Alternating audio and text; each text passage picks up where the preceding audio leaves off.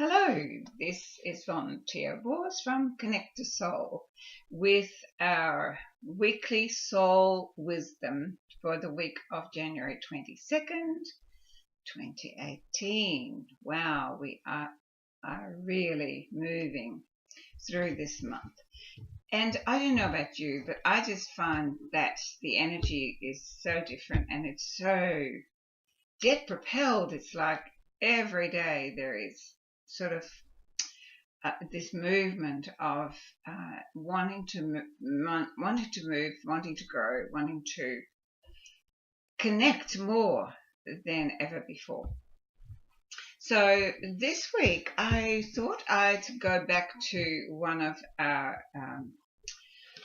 basic learnings when we go on this path, and that is to examine and explore our conditioned beliefs. Now, when I first went on this journey, I had a real problem in working out what came first, the thought or the belief. And I think I've mentioned this before, it's like the chicken and the egg. But one of the things that I do know about beliefs and thoughts is that whatever you believe, you have to experience. And the other thing that I know for sure is that a belief is not a truth. It is only a fact while you believe it. And when you stop believing it, it stops being a fact for you. Now, there's a great power within that understanding, and that is that you have the power to change your belief anytime you like, because belief, the way that your beliefs are become a reality for you or have an influence on you is through our thoughts. So if that's true, then who's the thinker?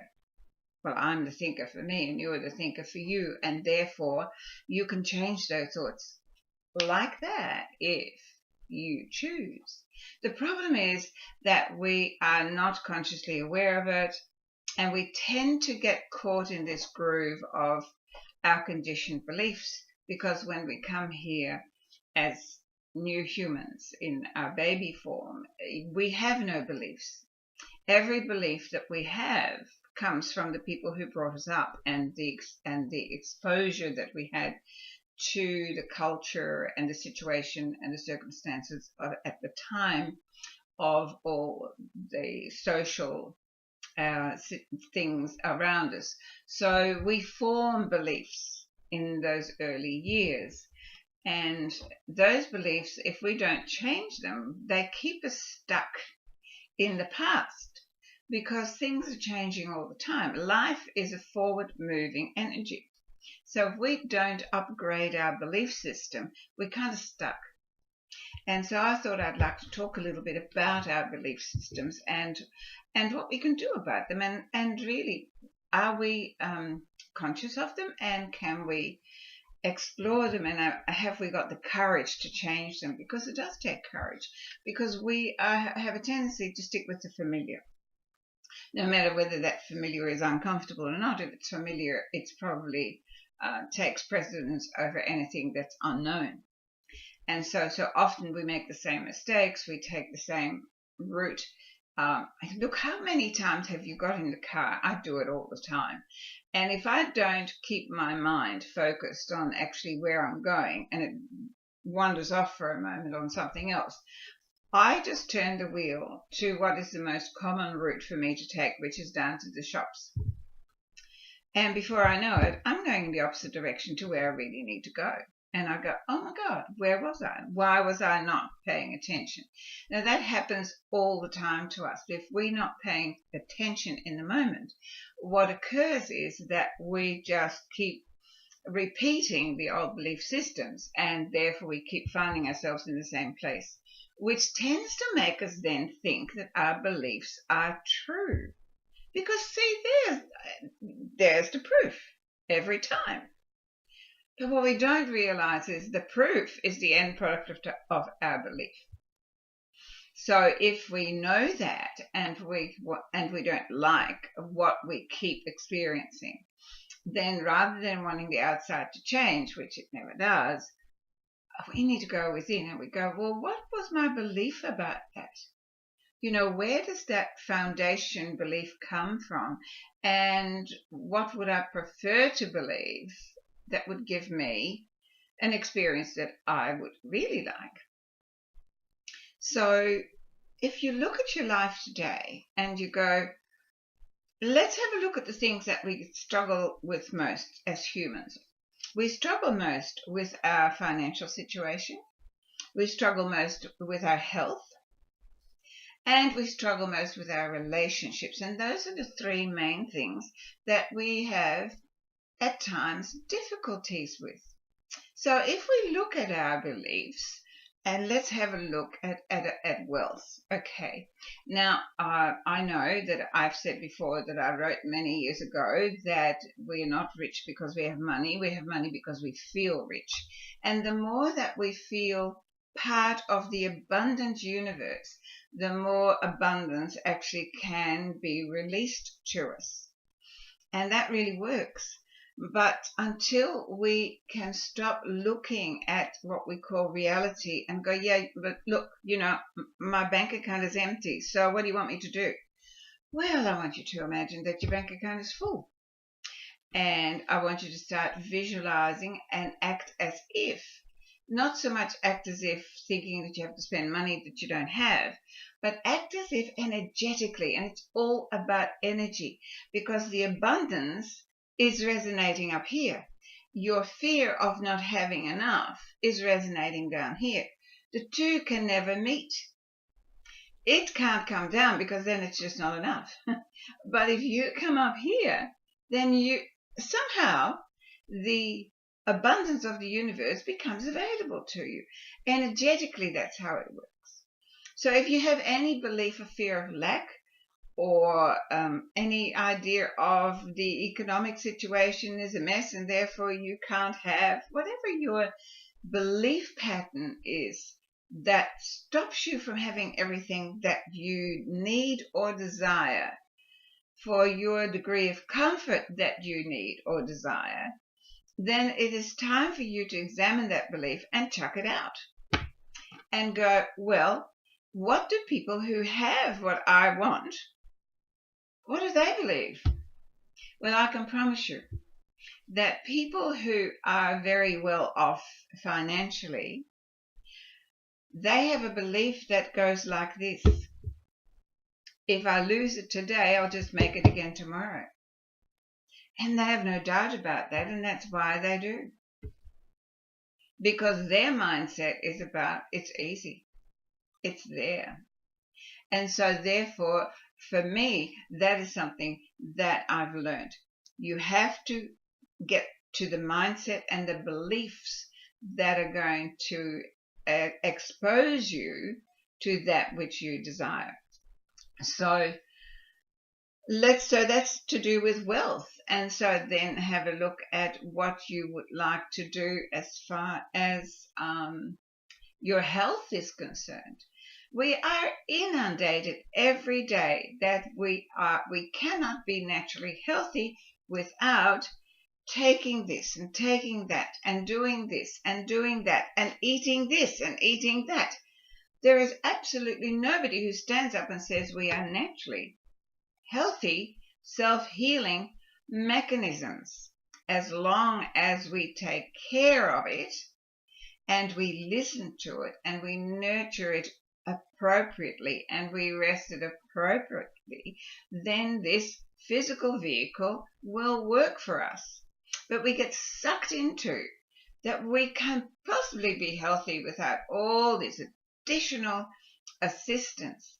And if that's your belief, if you're constantly giving your power away to the medical profession or to whatever other people outside of you, then you are not listening to the inside of you that will constantly steer you to what is right for you to stay healthy. Again, you look at what's your belief system. How many people believe that because in their family there was a certain propensity to a dis-ease, and therefore you obviously must have to do that. I think one of the most horrendous things that I could think of is to have your breasts cut off just in case you might get cancer.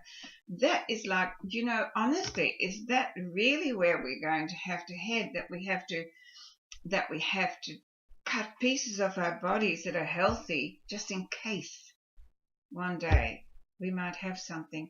Well, let me tell you that if we fix our mindset and we do inner work, then that's much better preventative, work than to go and have our bodies mutilated. It's a personal choice, and please do not think I'm judging it. It's just something that actually, I rather love my breasts, and I can't even imagine that thought, right?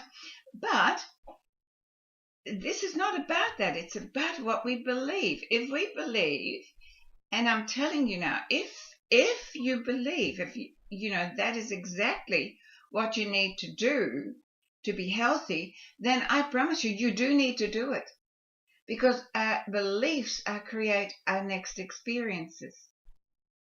So what I'm saying is not don't do this or don't do that. What I'm saying is start to believe that which nurtures you for health and for wealth and for relationships. Oh my goodness, is that a quagmire of problems, right? An emotional, absolute pool of pain.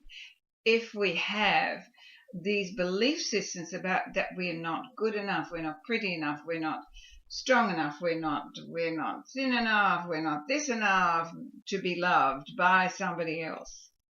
That is a terrible, terrible belief system to live by. So explore that. What in your relationships is not working for you? And then go back in here and go, where is that in me not working for me? Because the more that you love yourself and the more that you have a harmonious, joyful, loving, blessed relationship and grateful relationship with you, the more that will then shine out of you, and the more all of your relationships will start to bring that forward. So when we talk about beliefs, I really would like you to spend this week in having a good look at your life and going, well, that's an area I would like something a little different. And instead of then thinking about what you can do, and in activity to change something, go inside and go, well, what do I believe right now that has anything to do with that situation that or those circumstances that I'm not comfortable with?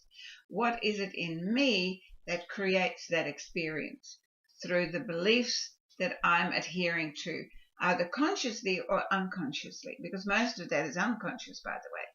And of course, all my work is about bringing people to a conscious awareness and knowing what you are basing your your conditioned beliefs on is one of the foundations of change. And so you start to create beliefs that are going to give you experiences that you're going to relish, that are going to expand you and are going to make this life force hum within you.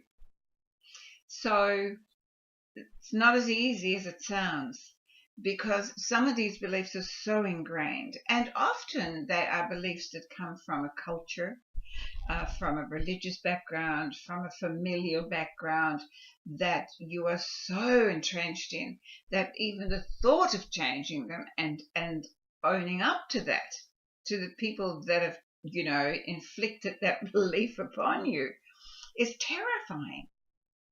But unless you get the courage to do it and go, you know what, that belief does not serve me any longer, and therefore I'm going to choose a belief that serves me, that makes me feel good about me and about the world.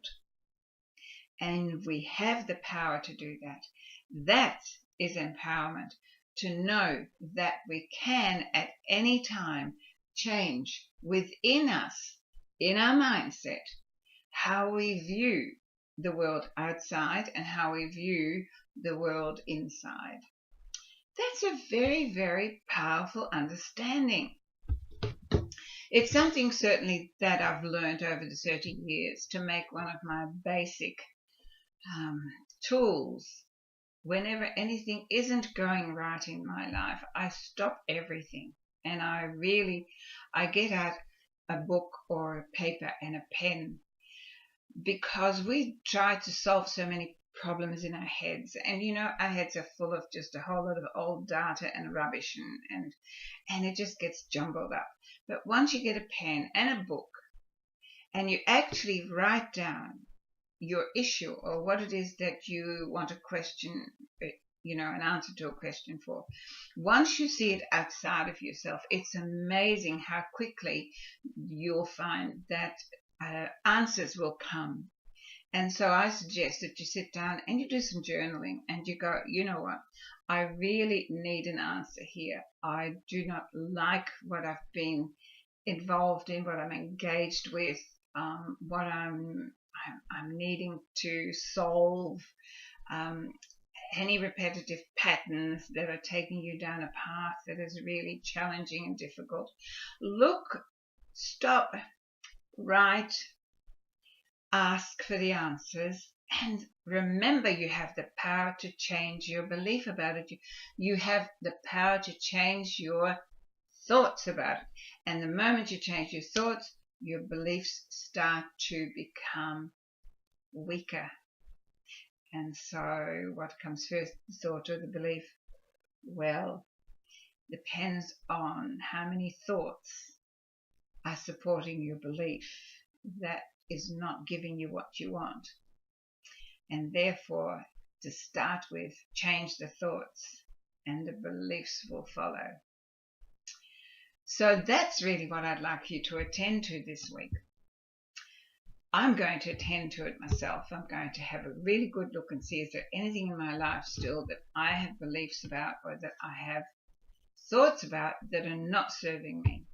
Because you know why? I believe that you deserve the very best from you, just as I know I deserve the very best from me.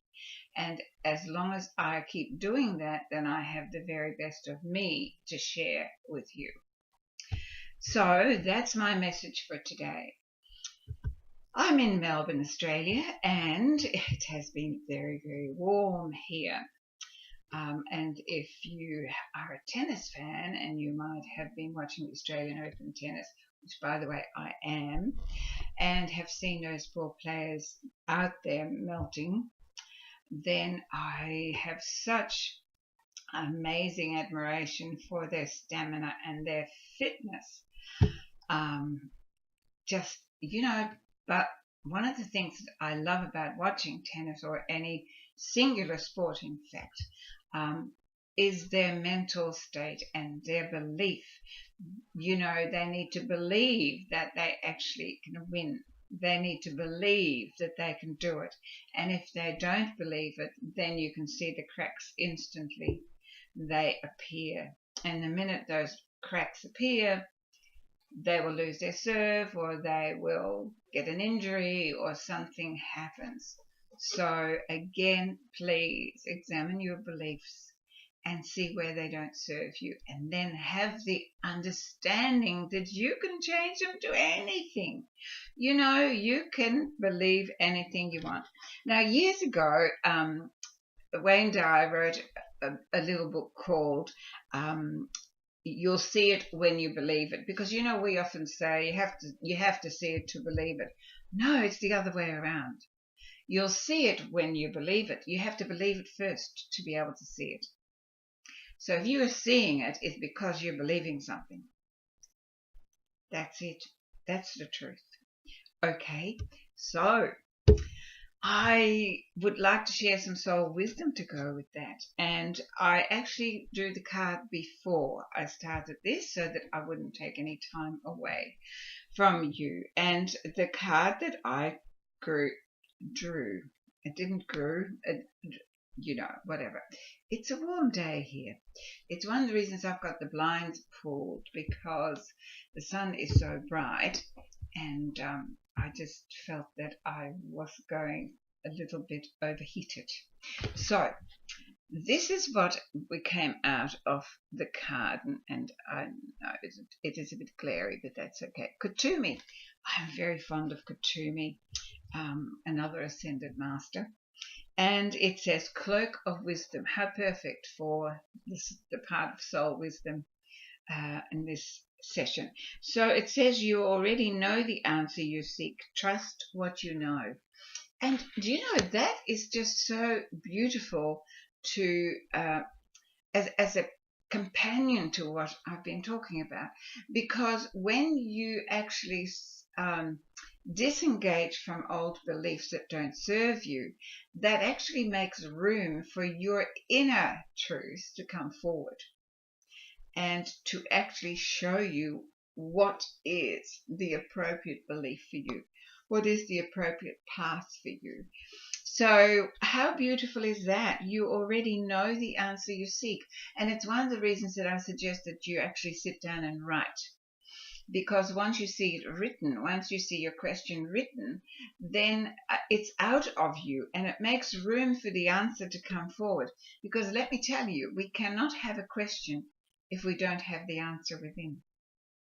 Now, you didn't know that maybe, but that is the truth. So if you ask me a question, and that's how I work. When I do my private coaching, and someone asks me a question, I actually tune in to the energy of whoever I'm working with, and I ask for the answer from the person who's asked me. And it gets downloaded, and I answer, but it doesn't come from me. It actually comes from the person I'm working with, because like everything in duality in this universe that we live in, if you have one, you have to have the opposite. So if you have a question, the answer has to be there, and the answer is within you.